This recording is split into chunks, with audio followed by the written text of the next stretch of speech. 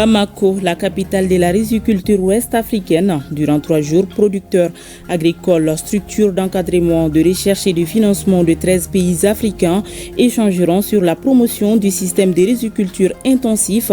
C'est à la faveur du forum régional sur la transformation vers des systèmes agricoles durables.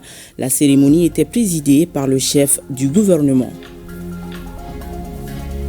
Les travaux de la première session ordinaire du Haut Conseil des collectivités se sont ouverts cet après-midi. Occasion pour les conseillers nationaux de passer au peigne fin les maux qui mènent la nation. Ils procéderont également au renouvellement du bureau de l'institution. Lutte contre la traite des personnes et des pratiques assimilées au Mali. Le Comité national de coordination vient de remettre le rapport au titre de l'année 2024 au ministre de la Justice. Le document en question retrace les activités menées par le comité, l'ampleur des défis ainsi que les efforts qui sont en train d'être faits pour éradiquer le fléau. Ce soir, dans Focus Santé, Koumba Cissé fait un zoom sur le tout nouveau centre d'excellence en sciences des orthèses et prothèses du Mali. Inauguré tout récemment, la structure permettra aux étudiants de l'Institut national de formation en sciences de la santé d'entamer leur formation pratique. Mesdames et messieurs, bonsoir et bienvenue dans ce 20h. Direction tout d'abord Koulouba, où le chef de l'État, le général d'armée Assimi Goïta, a reçu en audience ce matin la ministre en charge des Affaires sociales de la République du Congo. Elle était porteuse des messages de salutation et des remerciements du président de la République du Congo. À noter qu'après une semaine de partage d'expériences avec le ministère de la Santé, le Congo s'inspire désormais du modèle malien en matière de sécurité sociale. Pour plus de détails, nous vous proposons d'écouter Irène Marie-Cécile Mbokou Kimbatsa, ministre des Affaires sociales, de la solidarité et de l'action humanitaire de la République du Congo. À sa sortie d'audience, elle est au micro de Tamsir Diabati.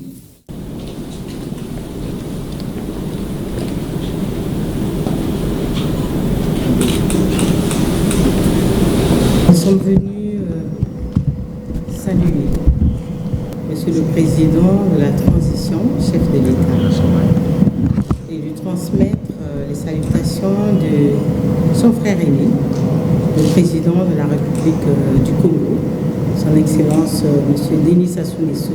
Nous sommes venus dans le cadre d'échanges d'expériences entre pays africains, dans le cadre du donner et du recevoir. Cette mission qui s'est déroulée, nous avons expliqué à Monsieur le Président de la Transition le déroulé de cette mission que nous venons de passer depuis près d'une semaine ici au Mali. Les résultats obtenus et quelle était notre satisfaction à la suite de cette mission. Et Monsieur le Président de la transition de la République malienne nous a demandé de transmettre ses salutations à son Excellence Monsieur Denis Sassou Nguesso, président de la République du Congo. Et il nous a traduit aussi son bonheur de savoir que nous, Africains, nous avons compris comment est-ce que nous devons travailler et mettre en œuvre nos politiques. Et nous avons compris une chose dans ce qui est la gestion sanitaire des communautés, puisque nous avons visité un centre de santé communautaire et qui va dans le sens de la gestion des populations vulnérables. Et donc nous prenons bien ce modèle-là pour essayer de l'expérimenter chez nous dans le cadre du social. Nous restons à Koulouba, premier lundi du mois de mai. C'était la grande cérémonie aux couleurs ce matin en présence du chef de l'État et de l'ensemble de ses collaborateurs. Ce moment fort et significatif pour le Mali est aussi une manière d'inculquer la citoyenneté. Ce rendez-vous mensuel est un devoir patriotique institué par le général d'armée Assimi Goïta, chef de l'État. Il s'agit pour le chef suprême des armées et ses collaborateurs de rappeler les valeurs fondamentales du Mali. La montée des couleurs de ce lundi 5 mai se veut un rappel que la montée des couleurs était un devoir citoyen et réaffirmer l'engagement patriotique du chef de l'État au respect strict des symboles de l'État, comme ça se doit dans la cour du palais présidentiel le premier lundi de chaque mois. C'était ce matin à Koulouba.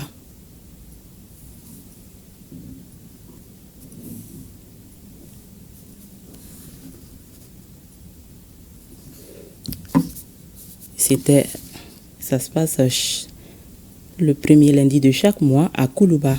C'était en présence du chef de l'État, le général d'armée Assimi Goïta. Tradition respectée également à la primature.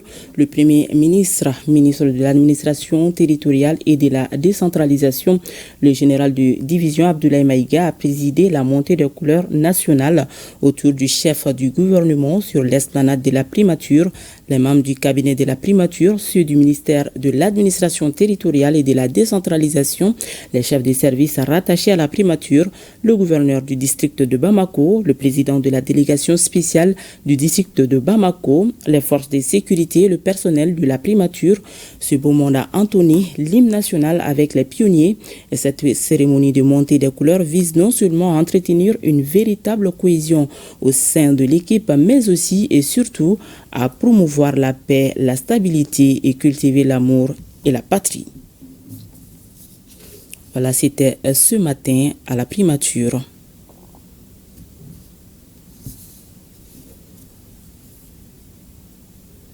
Et c'est le général de division Abdoulaye Maïga qui a présidé la montée des couleurs nationales.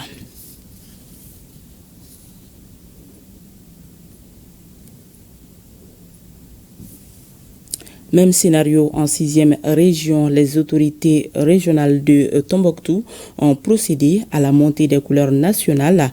Et c'était en présence du général de corps d'armée Ismaël Ouagué et de Oumou Salsek, ministre de l'entrepreneuriat, de l'emploi et de la formation professionnelle. Les deux ministres sont à Tombouctou dans le cadre du festival Tombouctou, la salle Tareya.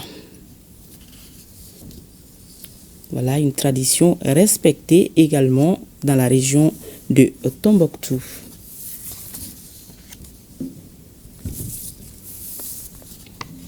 C'était en présence de deux membres du gouvernement. 13 pays africains sont en conclave à Bamako à la faveur d'un forum régional sur la transformation vers des systèmes agricoles durables, partage d'expériences de mise à échelle, de financement, d'institutionnalisation du système de riziculture intensive SRI en Afrique de l'Ouest. La rencontre de 3 jours regroupe producteurs agricoles, structures d'encadrement, de recherche et de financement. Elle donne l'occasion aux participants de partager les expériences et de dégager des pistes communes pour la promotion du système de riziculture intensif. C'est le Premier ministre, ministre de l'administration territoriale et de la décentralisation, le général de division Abdoulaye Maïga, qui a présidé la cérémonie d'ouverture en présence de plusieurs membres du gouvernement. Reportage Mamari Kouni et Aliou Touri. Avec une consommation annuelle de 20 millions de tonnes, le riz occupe une place importante dans la sécurité alimentaire et nutritionnelle en Afrique de l'Ouest. La demande en riz est en perpétuelle progression à cause de la croissance démographique et de l'accroissement de la consommation entraîne une augmentation des importations. Pourtant, au regard des énormes potentialités des pays de l'Afrique de l'Ouest, les acteurs estiment que cette tendance peut être inversée. Le SRI soit vulgarisé et on a essayé de vulgariser le SRI. On en est là, vous êtes réunis aujourd'hui, on est réunis aujourd'hui, c'est autour du SRI. Le SRI, pourquoi? C'est pour essayer d'augmenter la production pour que nous soyons autosuffisants. Nous en sommes capables. Ce n'est pas acceptable que nous importons du riz et que nous acceptons des céréales. Ce forum régional qui se tient au lendemain du Forum national sur le financement durable du programme national du système de riziculture intensif au Mali bénéficie de l'accompagnement de la coopération allemande. Depuis les années 1990, la coopération allemande appuie la production du riz à travers le développement de l'irrigation au Mali. Cet engagement vise à créer de l'emploi ainsi qu'à assurer la disponibilité alimentaire. Il s'explique par le fait que la paix et la stabilité dépendent de manière essentielle des possibilités de revenus et de la disponibilité alimentaire.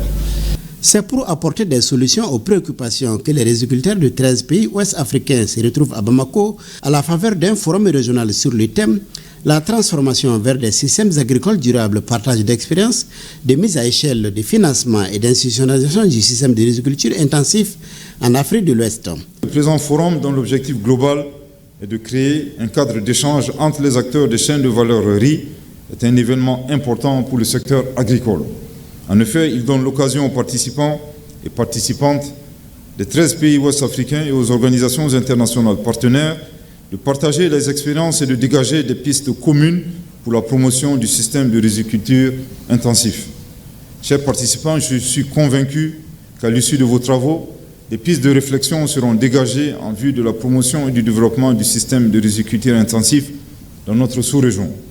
Le système agricole a besoin d'un appui technique et surtout financier à travers une véritable stratégie de relance axée sur l'intensification de la production agricole et la création d'un marché plus compétitif pour les acteurs de la filière riz, selon le chef du gouvernement.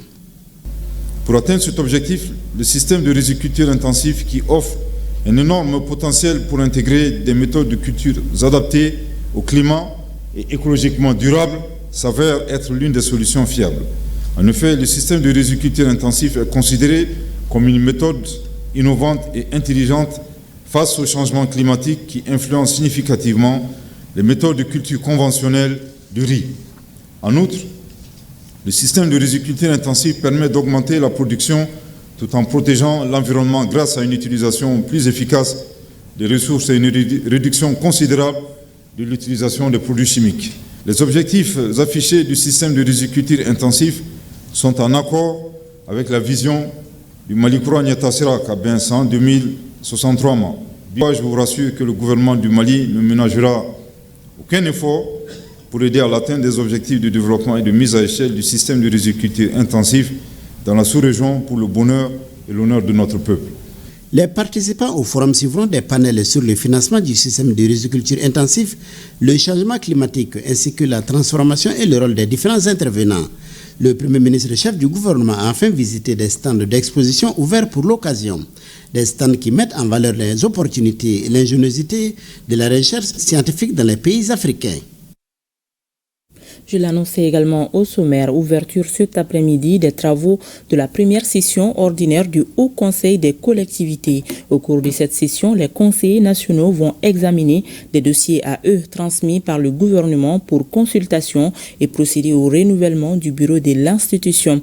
La cérémonie présidée par le président de l'institution, Mamadou Satigui Diakité, a enregistré la présence du président du Conseil national de transition, des membres du gouvernement ainsi que des présidents des institutions de la République. Le point avec Soumaïla Berti. Cette rentrée de la 7e institution de la République intervient à un moment où l'actualité sociopolitique et sécuritaire du pays est relativement dense. Déjà, l'hivernage commence à s'installer et le spectre de l'année dernière reste vif dans tous les esprits avec son corollaire d'inondation. Le président du Haut Conseil des collectivités se réjouit que le gouvernement ait pris le taureau par les cornes. Comme vous le savez, l'hivernage rime avec travail. Et cette période est capitale dans la vie de notre pays, puisque d'elle dépend l'autosuffisance alimentaire et mieux la souveraineté alimentaire de notre nation. D'ailleurs, le gouvernement a pris le devant en initiant des mesures phares lors du Conseil des ministres du mercredi 16 avril 2025, avec l'adoption d'un projet de décret portant approbation du marché relatif à l'achat de 21 543 tonnes d'engrais au profit des bénéficiaires du projet de développement de la productivité et de la diversification agricole dans les zones arides et semi-arides du Mali. Le pays est en passe de maîtriser la crise énergétique qui a fait couler beaucoup d'encre et de salive. Et le président du Haut Conseil des collectivités de saluer la résilience du peuple malien.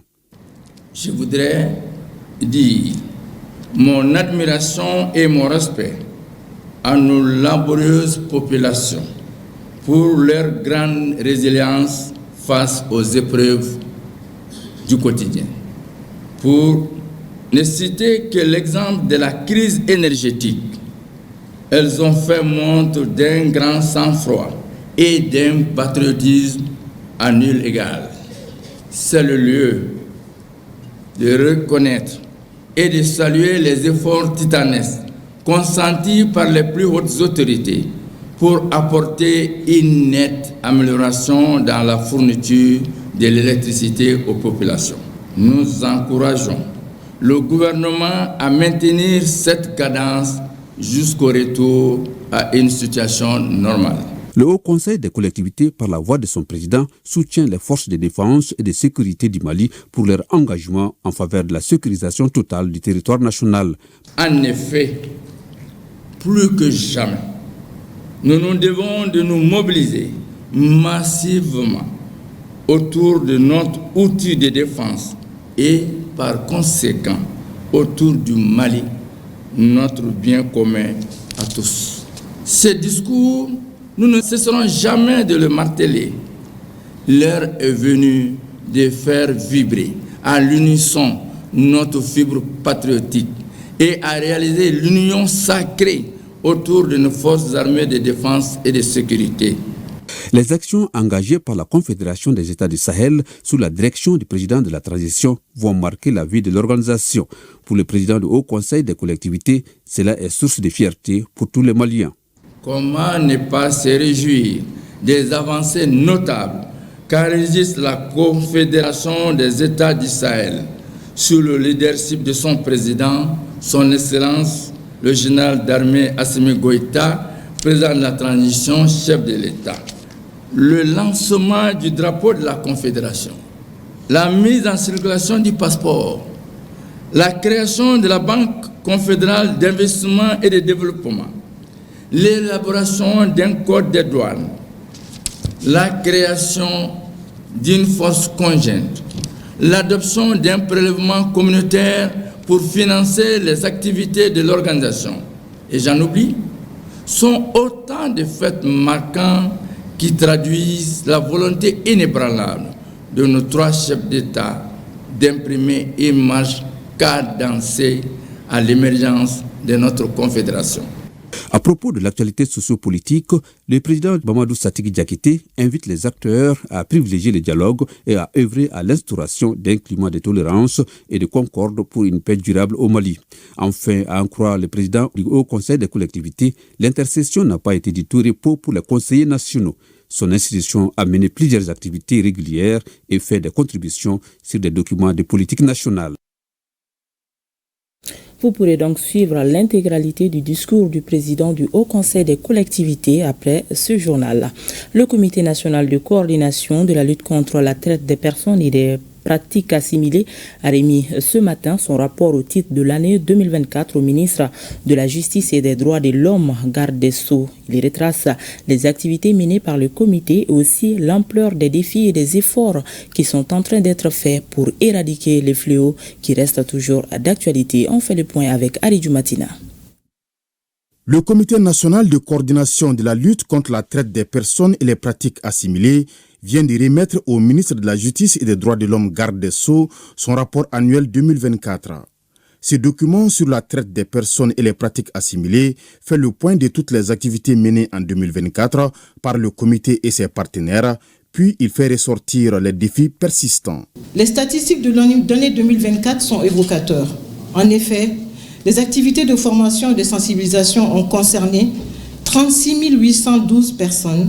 Des recommandations fortes ont été faites, incluant l'intensification de la formation des acteurs judiciaires, de la sensibilisation des communautés et de la mise en place de systèmes de collecte de données plus robustes. Le document élaboré se veut le fruit d'un travail collectif reflétant les efforts déployés pour comprendre, combattre et éradiquer le fléau qui menace les droits fondamentaux de nos concitoyens. Le rapport 2024, tout comme les précédents rapports, met en lumière une triste réalité qui nous concerne tous, à savoir l'exploitation des plus vulnérables parmi nous. Il est le résultat d'investigations et de recherches effectuées par des hommes et des femmes expérimentés en la matière, auquel je ne cesserai de rendre un hommage appuyé et mérité, agissant avec une forte conviction quant à la pertinence et à la légitimité du combat à mener contre l'une des formes les plus odieuses de l'exploitation des êtres humains. En ma qualité de ministre de la Justice et des Droits de l'Homme, il est de mon devoir de m'assurer que ces crimes ne demeurent pas impunis, quel que soit son auteur, et d'œuvrer à garantir pour que chaque victime puisse retrouver sa dignité et son autonomie. Malgré des avancées notoires dans la lutte contre le phénomène, les acteurs du domaine reconnaissent qu'il y a encore des défis et entendent poursuivre la lutte contre le mal afin d'aspirer à un Mali où chaque être humain peut vivre librement et dignement sans craindre l'exploitation. La remise du rapport a été couplée à la première réunion ordinaire de 2025 du comité.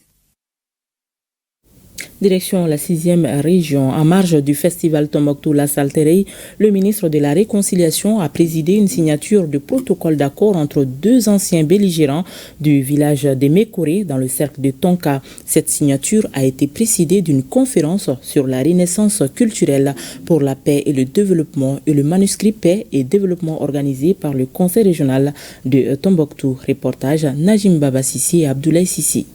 Au cours de son séjour à Tombouctou, le ministre de la Réconciliation a présidé la Renaissance culturelle pour la paix et le développement, REKIPAD, initié par le Conseil régional de Tombouctou dans le cadre du festival Tombouctou La Saltérie. Déroulé en mode conférence avec le concours de l'Institut Ahmed Baba, le cadre est facilité par le professeur Abdrahman Touré sur la Renaissance culturelle et Dr Mahamoud Mahaman Dedeu sur les manuscrits anciens, paix et développement. Vous avez d'abord les manuscrits qui parlent de la paix dans la vie politique. Les savants se sont vraiment impliqués dans la paix, dans la vie politique. Entre les chefs de tribus, entre les communautés. Ils ont beaucoup travaillé dans le renforcement des relations entre les institutions et les autres villes. La paix dans les affaires sociales. La réconciliation entre les membres d'une famille, entre les membres de deux familles. La paix et la réconciliation entre les composants d'un seul quartier. Le deuxième temps fort de la REKIPAD a consisté à la signature d'un protocole d'accord entre deux belligérants du village de Mékoré dans le cercle de Tonka, opposés il y a une quinzaine d'années. Ils acceptent de se donner la main et faire la paix pour toujours grâce à un processus de médiation conduit par l'équipe régionale d'appui à la réconciliation sur initiative du Conseil régional de Tombouctou. Il faut que nous soyons unis. Vous savez, quand on est unis, il y a peu de choses qu'on ne peut pas réaliser. Donc en présence du ministre de la Réconciliation, il y a eu deux belligérants, un conflit de plus d'une quinzaine d'années, qui ont décidé de se serrer la main, d'enterrer la hache de guerre et vraiment d'aller vers l'entente, la cohésion sociale, unir les villageois pour qu'ils puissent vraiment amorcer aussi leur propre développement. Je vous remercie sincèrement d'avoir accepté de prendre cette décision pour vous-même, pour vos populations, pour vos familles et pour vos communautés. Tous les êtres humains aspirent à la paix. Et tant que les hommes vivent en société, il y a toujours des conflits. Mais il faut qu'on ait le courage nécessaire, la volonté qu'il faut pour aller au-delà du conflit et venir vers la paix. Avec ces mécanismes ancestraux de gestion des conflits partagés par les experts, les communautés sont inspirées pour prévenir et mieux gérer les conflits sans attendre qu'ils s'empirent.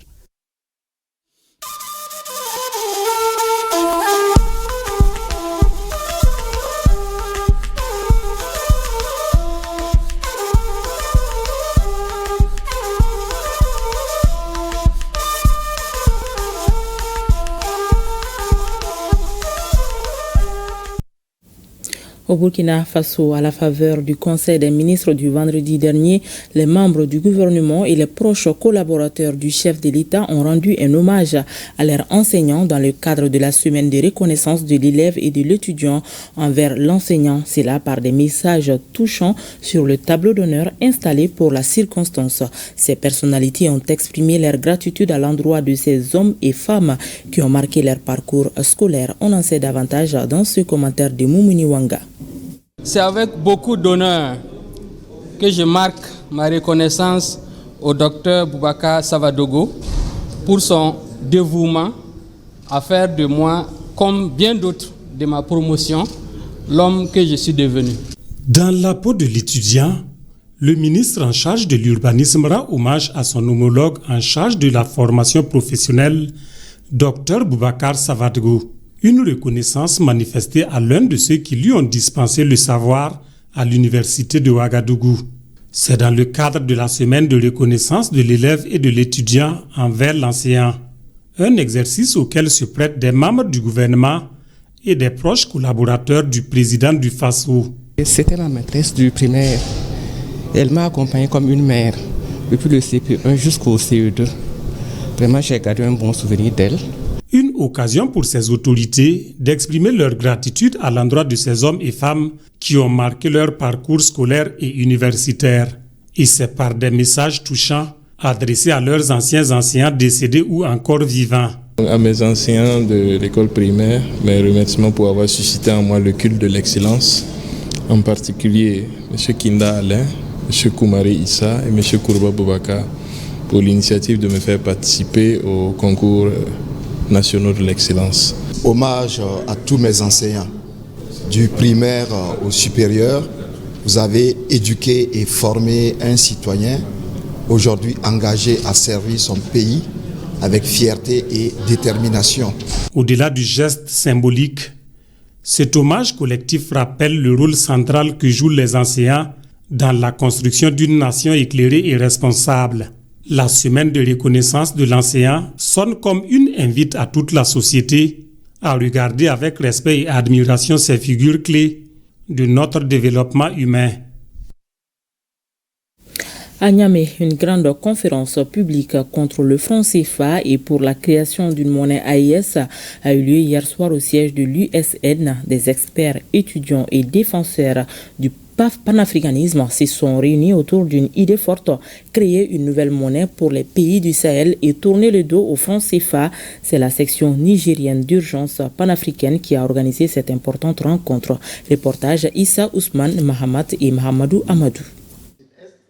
C'est un sujet qui revient avec insistance dans les débats sur l'avenir du continent africain, particulièrement l'Afrique de l'Ouest, la fin du franc CFA. À Niamey, ce 3 mai 2025, dans la salle de conférence de l'Union des scolaires nigériens USN, l'ambiance était électrique. Des jeunes, étudiants pour la plupart, des panafricanistes engagés, tous sont venus écouter et échanger sur un sujet qui préoccupe à plus d'un titre, celui de l'indépendance économique des pays du Sahel.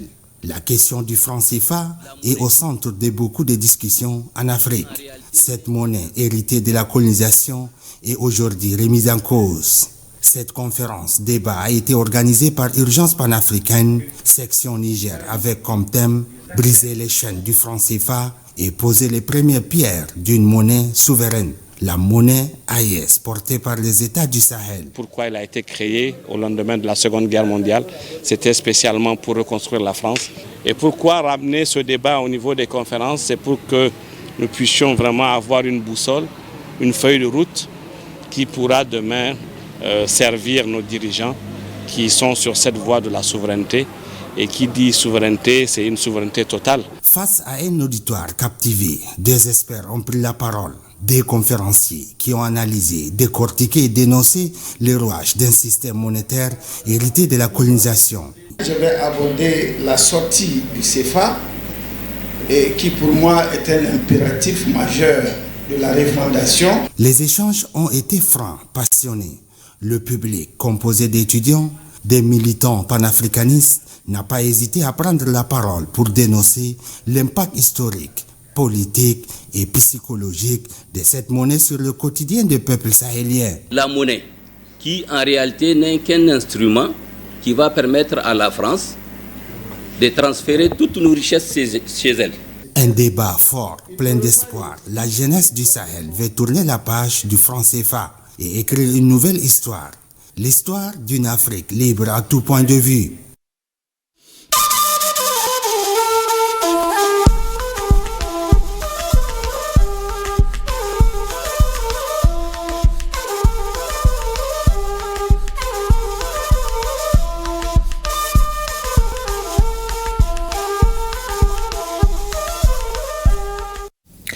Les activités de la Semaine nationale de la liberté de la presse se poursuivent avec au programme une table ronde. Les professionnels des médias ont échangé sur les thèmes journalisme et intelligence artificielle, risques et opportunités au Mali. La rencontre s'est déroulée à la Maison de la Presse à l'initiative de l'Alliance des professionnels féminines de la presse écrite du Mali. Reportage Moussa Kamara.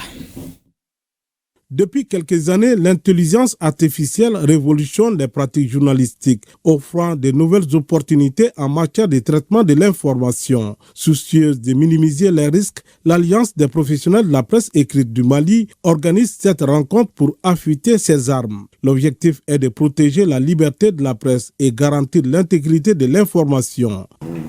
Avec l'intelligence artificielle, si les professionnels des médias ne s'organisent pas, les risques pourront être encore plus grands. Déjà, l'intelligence artificielle s'invite dans le travail quotidien des journalistes. À travers cette table ronde, l'APPM entend fournir des connaissances sur l'utilisation de l'intelligence artificielle, mais aussi informer les hommes et femmes des médias sur les risques et opportunités qu'elle comporte. L'intelligence artificielle est une opportunité pour les journalistes. Il nous faut comprendre que l'intelligence artificielle ne doit pas travailler à notre place, ne doit pas nous remplacer. C'est juste un instrument. L'intelligence artificielle n'a pas d'âme. Quand un article est fait uniquement avec intelligence artificielle, il n'a pas d'âme. Et ça, c'est contraire au journalisme. L'intelligence artificielle a progressé à pas de géant, transformant progressivement notre monde dans tous les domaines, y compris le journalisme. Plus d'une cinquantaine de professionnels et partenaires des médias ont pris part à cette table ronde. Pour nous, c'était intéressant de suivre ce panel et de pouvoir contribuer à ce que la presse soit mieux organisée à l'utilisation de ces applications pour qu'on puisse vraiment capitaliser l'originalité dans nos communications. C'est un outil qui est là pour nous accompagner et non un outil pour se substituer aux journalistes. Donc ça veut dire quoi? Ça veut dire que le journaliste doit évoluer avec le temps, avec les outils modernes, mais le journaliste reste toujours celui-là dont le travail c'est de collecter, vérifier, revérifier, traiter et diffuser l'information. World Vision International Mali et le Centre national des cantines scolaires lancent un cri de cœur pour promouvoir davantage la création des cantines scolaires au Mali. C'est à l'occasion de la journée de plaidoyer des dites cantines. Compte rendu Fadema Keita. L'espace d'invite et d'implication des décideurs, des légitimités et partenaires se tient sous forme de sensibilisation pour la promotion des cantines scolaires. La journée se déroule sous forme de présentation de l'association des cantines scolaires, défis et perspectives, de panels sur les enjeux de l'alimentation scolaire et la nutrition au Mali. Nous sommes en train de faire cette activité pour que tous les acteurs, tous les partenaires puissent s'investir davantage dans la création des cantines scolaires endogènes au Mali. Nous sommes en partenariat avec les chantiers nationaux des cantines scolaires du Mali, avec les PAM, OCHA et Right to Grow dans l'organisation de cette journée. Et World Vision invite les acteurs à s'engager auprès des autorités maliennes et de ses partenaires pour lutter activement contre la faim et la malnutrition des enfants au Mali. Au cours de la journée, un message de plaidoyer auprès des structures et organes pour la protection des droits de l'enfant par les cantines scolaires endogènes face au changement climatique est aussi lancé.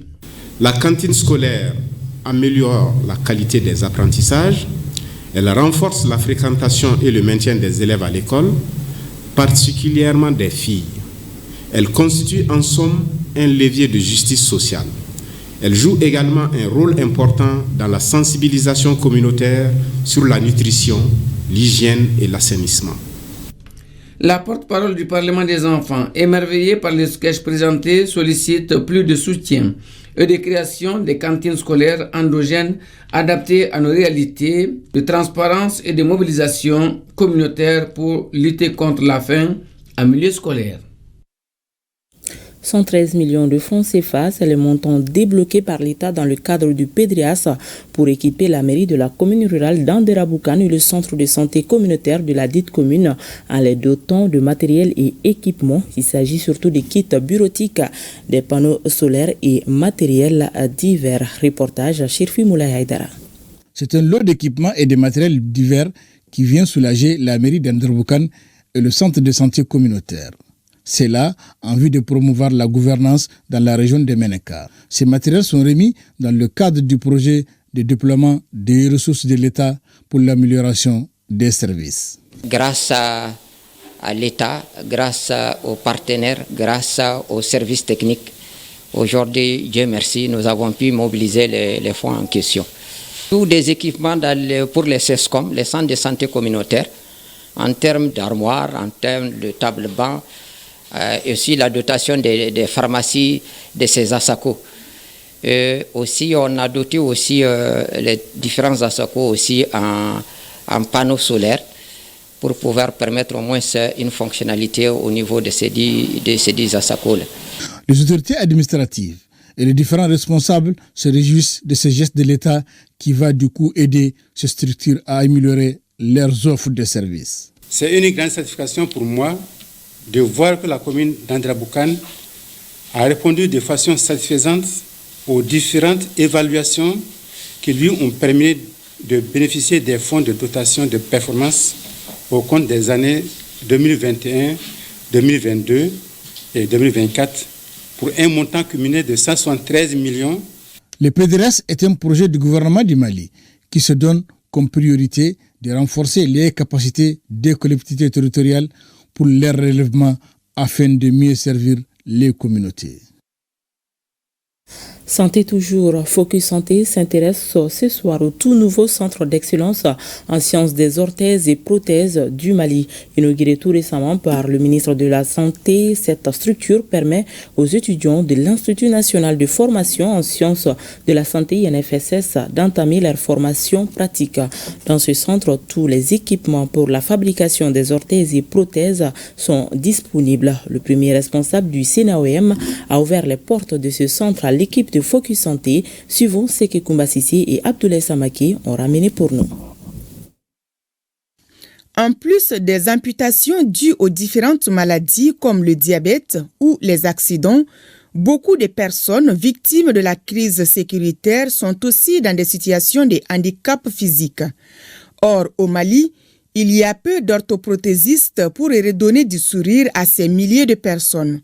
Voilà tout le sens de la création d'un centre d'excellence en sciences des orthèses et prothèses du Mali, où actuellement la toute première promotion de la filière d'orthoprothésistes de l'Institut national de formation en sciences de la santé suit les cours pratiques.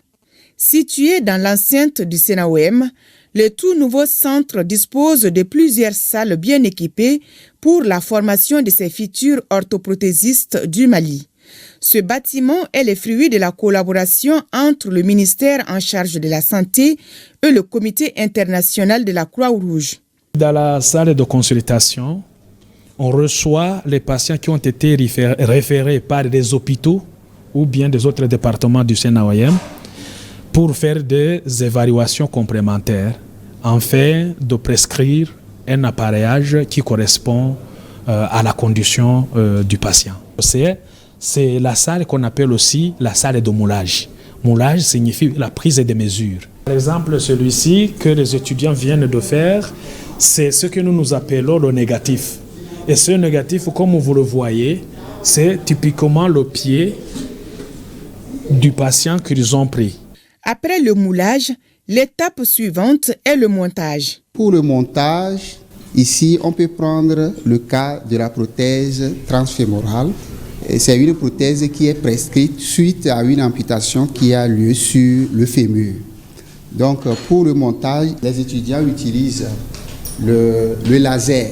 Donc, avec ce laser, ils montent la prothèse avec précision.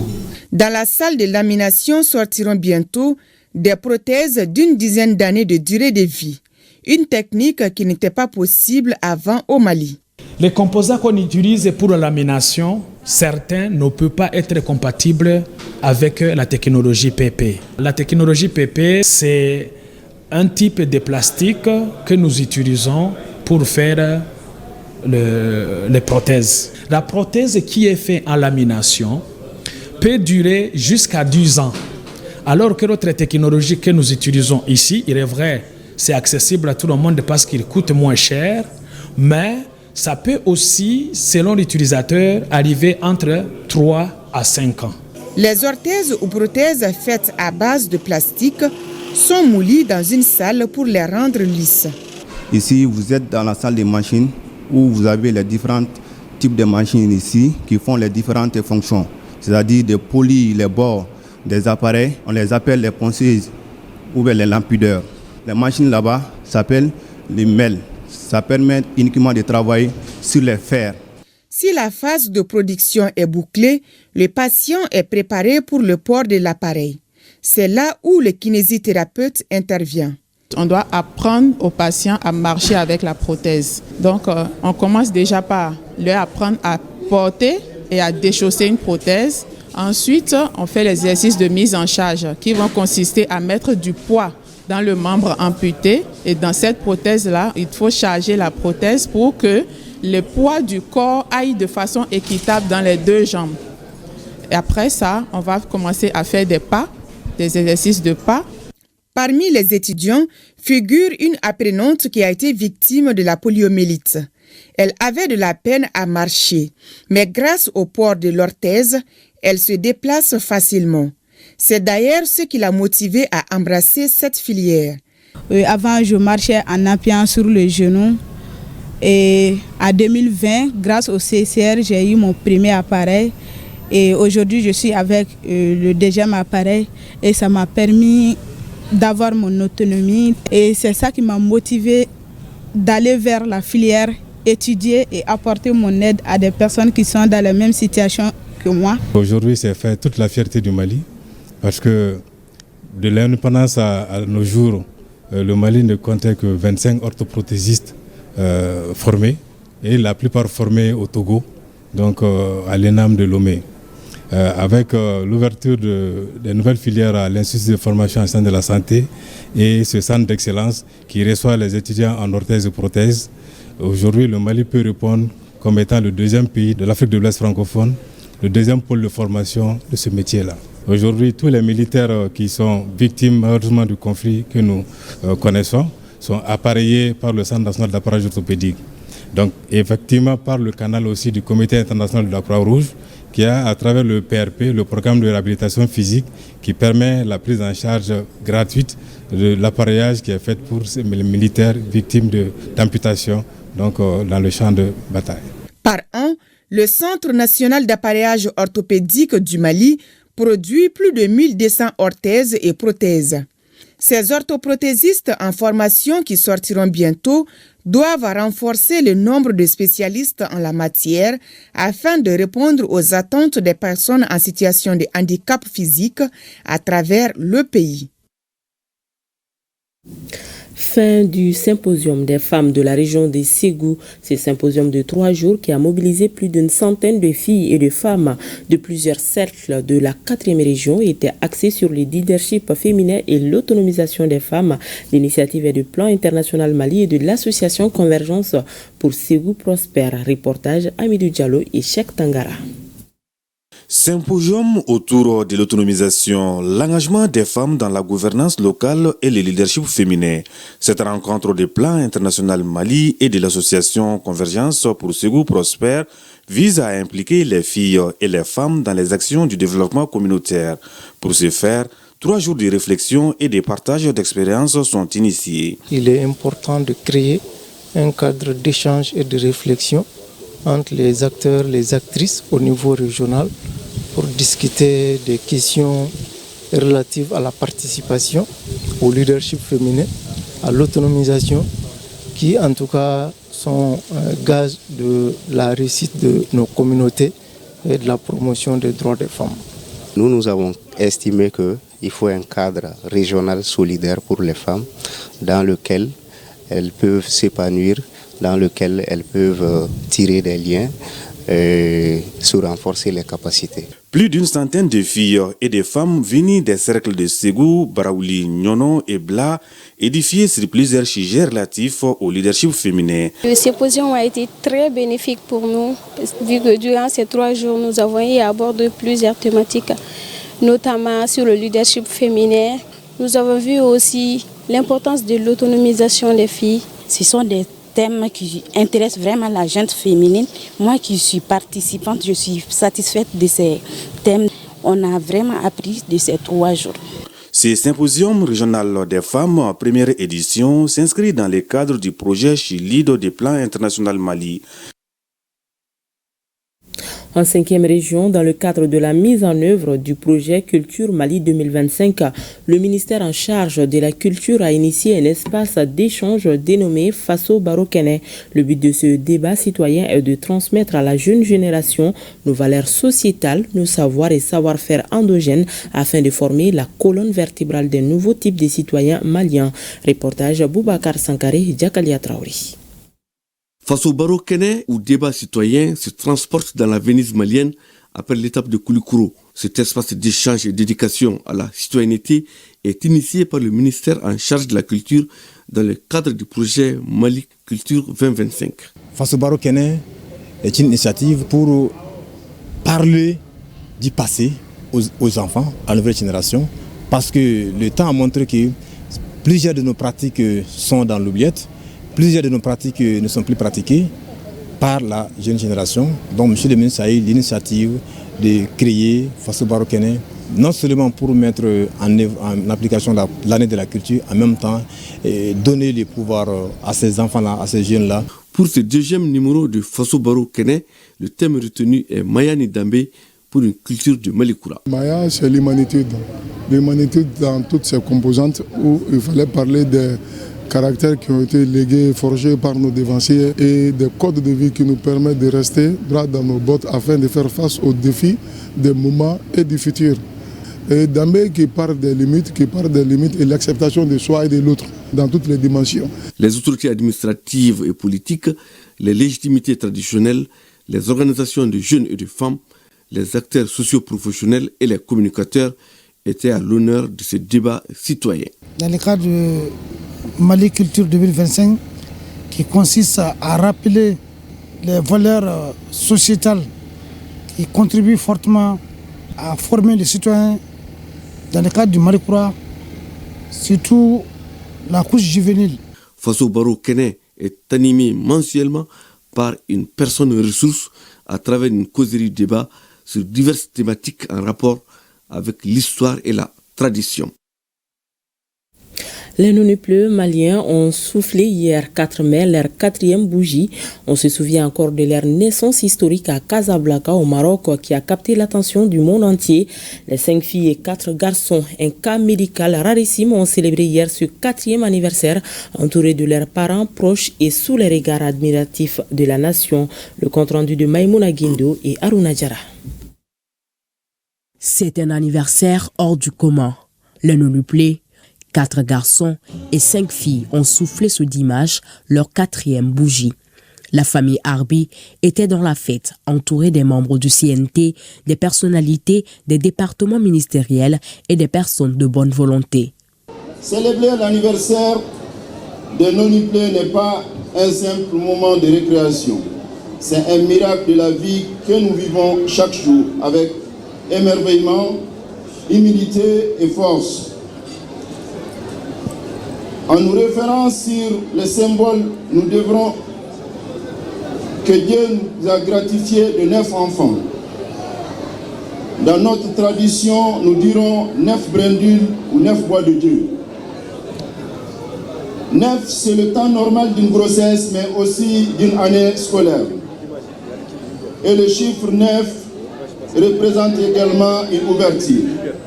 Si cette journée a été rendue aussi belle et inoubliable, c'est grâce à Dieu et à votre accompagnement. C'est un don de Dieu, un patrimoine national africain, autant vraiment qu'on célèbre vraiment cet anniversaire avec joie. Et par la grâce de Dieu, alhamdoulilah, tout s'est vraiment bien passé. vu l'accompagnement de l'État. Nés le 4 mai 2021 au Maroc, les nonuplés 4 ans plus tard se portent bien. Ils sont suivis par une équipe médicale spécialisée.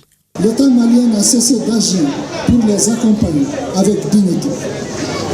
La prise en charge complète de l'évacuation, de l'accouchement et du séjour médical au Maroc. La prolongation de leur séjour jusqu'à l'amélioration des conditions de retour. L'octroi et l'équipement de 2 logements sociaux à Tabakara, entièrement rénovés et adaptés. L'allocation par le ministère de la Santé d'un soutien financier conséquent par décision numéro 340 MSDS-SG du 30 novembre 2022, en plus des contributions volontaires décidées par le ministère de la Santé et du Développement social. Ces efforts sont le fruit d'un engagement collectif sous le leadership des plus hautes autorités. Madame La Afia Mariam Bachili est marraine des nonuplés. Visiblement touchée par leur croissance et le parcours de leurs parents, a exprimé sa générosité avec une liquidité de 5 millions de francs CFA. Aujourd'hui, nous célébrons leur anniversaire, mais aussi la force, l'amour et le courage de leurs parents, qui sont de véritables héros du quotidien. À vous deux, je dis merci et je dis bravo. Merci de m'avoir accordé votre confiance et ce rôle auprès de vos petits trésors. Ces enfants ont besoin de la solidarité de nous tous.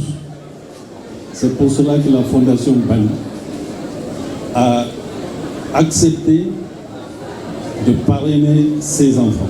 Aujourd'hui, âgé de 4 ans, ces nonuplés incarnent la joie de vivre et la promesse d'un avenir uni et prospère pour notre pays.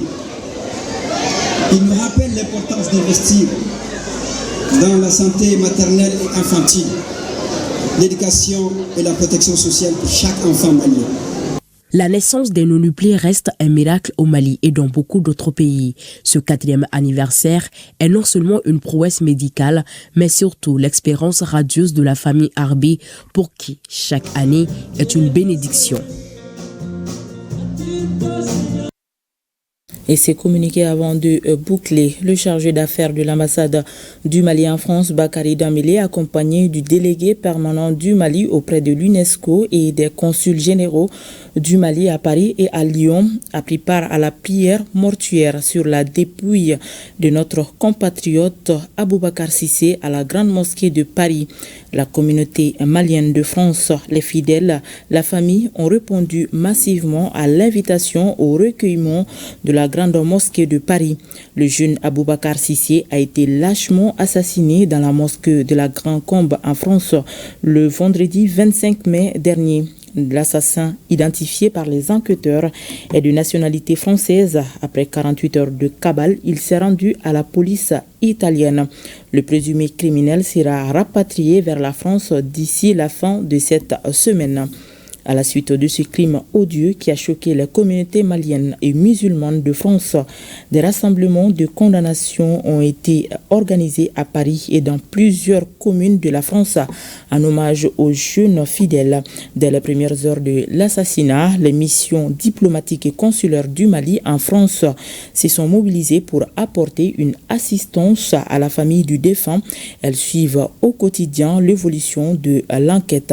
Le rapatriement du corps de Aboubacar Cissé vers le Mali est prévu ce mercredi 7 mai par Royal Air Maroc.